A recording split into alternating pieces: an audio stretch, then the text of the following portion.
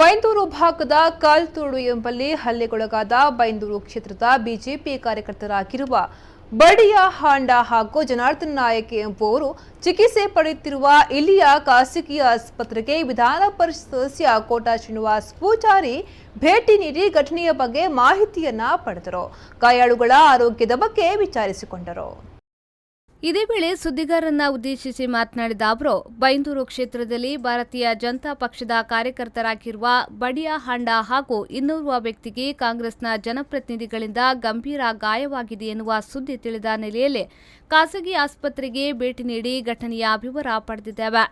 ಈ ಭಾಗದಲ್ಲಿ ಕೊಲೆ ಯತ್ನದಂತಹ ಗಂಭೀರ ಪ್ರಕರಣಗಳು ನಡೆದರೂ ತನಿಖೆಯಲ್ಲಿ ಯಾವುದೇ ಪ್ರಗತಿ ಇಲ್ಲ ಎನ್ನುವ ಬಗ್ಗೆ ನನ್ನ ಗಮನಕ್ಕೆ ಬಂದಿದೆ. ಸರ್ಕಾರ ಹಾಗೂ ಉಡುಪಿ ಎಸ್ಪಿಯವರಿಗೆ ಮನವಿ ಮಾಡುವುದೇನೆಂದರೆ, ಎಲ್ಲಾ ರಾಜಕಾರಣ ಬದಿಗೊತ್ತಿ ನಿರಪರಾಧಿಗಳಿಗೆ ಮಾಡಿರುವ ಹಲ್ಲೆಯ ಬಗ್ಗೆ ಕೂಲಂಕುಷವಾಗಿ ತನಿಖೆ ಮಾಡಿ ಗಾಯಾಳುಗಳನ್ನು ಎಸ್ಪಿಯವರು ಖುದ್ದಾಗಿ ಭೇಟಿ ನೀಡಿ ತನಿಖೆ ನಡೆಸಬೇಕು ಎಂದು ಆಗ್ರಹಿಸಿದರು.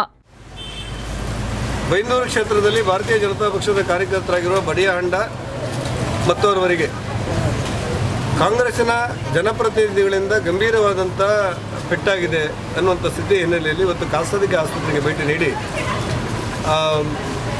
ಶಸ್ತ್ರಚಿಕಿತ್ಸೆ ಮಾಡ್ತಾ ಇರುವಂಥ ಬಡಿಯ ಹಾಂಡರನ್ನು ಮತ್ತು ಅವರ ಮತ್ತೋರ್ವ ಗಾಯಾಳುವನ್ನು ನೋಡಿ ಬಂದೆ.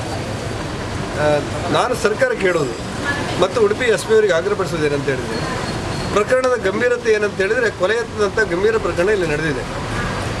ಎಲ್ಲ ರಾಜಕಾರಣವನ್ನು ಒತ್ತಟ್ಟಿಗಿಟ್ಟು ಈ ನಿರಪರಾಧಿಗಳಾಗಿ ಇಬ್ಬರು ಈ ಹಿಂದೆ ಯಾವುದೋ ACBಯಲ್ಲಿ ಕಂಪ್ಲೇಂಟ್ ಕೊಟ್ಟಿದ್ದಾರೆ ಎನ್ನುವ ಕಾರಣಕ್ಕೋಸ್ಕರ ನಡು ರಸ್ತೆಯಲ್ಲಿ ಅವರಿರುವ ನಿರಪರಾಧಿಗಳನ್ನು ತಡೆದು ರಾಡ್ನಿಂದ ಹಲ್ಲೆ ಮಾಡ್ತಾರೆ ಅಂತೇಳಿ ಆದರೆ 307 ಅಂತ ಗಂಭೀರ ಪ್ರಕರಣಗಳನ್ನು ದಾಖಲಿಸುವುದನ್ನು ಬಿಟ್ಟು ದೂರು ಕೊಟ್ಟ ಹಿನ್ನೆಲೆಯಲ್ಲಿ ನಾವು ಕಂಪ್ಲೇಂಟ್ ದಾಖಲೆ ಮಾಡ್ತಿದ್ದೆ ಅಂತೇಳಿ ಪೊಲೀಸರು ಹೇಳಿದರೆ ಇದರ ಗಂಭೀರತೆ ನಿಮಗ್ಯಾಕೆ ಅರ್ಥ ಆಗಿಲ್ಲ ಅನ್ನೋದನ್ನು ಉಡುಪಿ SP ಅವರಿಗೆ ಪ್ರಶ್ನೆ ಮಾಡಬೇಕಾಗಿದೆ.